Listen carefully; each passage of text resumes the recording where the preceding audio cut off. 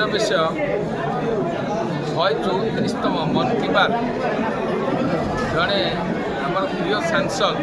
ସବୁଠାରୁ ଲୋକପ୍ରିୟ ନେତା ଆମର କେନ୍ଦ୍ରାପଡ଼ାର ନୁହେଁ, କହିଲେ ଓଡ଼ିଶାର ନୁହେଁ, ଭାରତବର୍ଷରେ ମଧ୍ୟ। ସିଏ ଆସି ଆମ 191ତମ ନିଆଳ ବୁଥରେ ବସି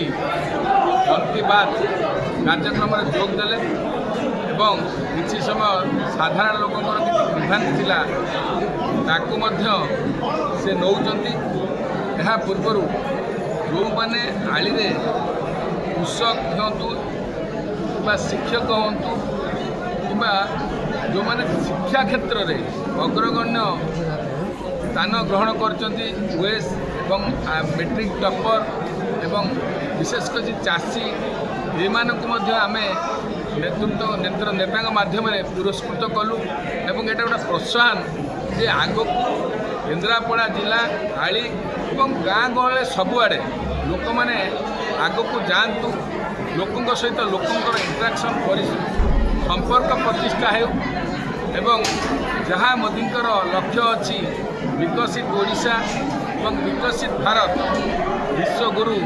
ବିଶ୍ୱର ସବୁଠାରୁ ଲୋକପ୍ରିୟ ନେତୃତ୍ୱ, ତାଙ୍କର ଲକ୍ଷ୍ୟକୁ ଆମେ ପୂରଣ କରିବା ପାଇଁ ଆଜି ଆମେ ସମସ୍ତେ ମନ୍ କି ବାତ୍ରେ ଆମେ ଭାଗ ନେଲୁ ଏବଂ ବିଶେଷ କରି ଆଳି ଲୋକମାନଙ୍କ ତରଫରୁ ମୁଁ ଧନ୍ୟବାଦ ଜଣାଉଛି ମୋର ନେତା ବୈଜୟନ୍ତ ପଣ୍ଡାଙ୍କୁ,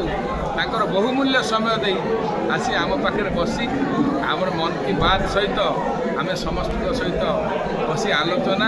ପର୍ଯ୍ୟାଲୋଚନା କଲୁ।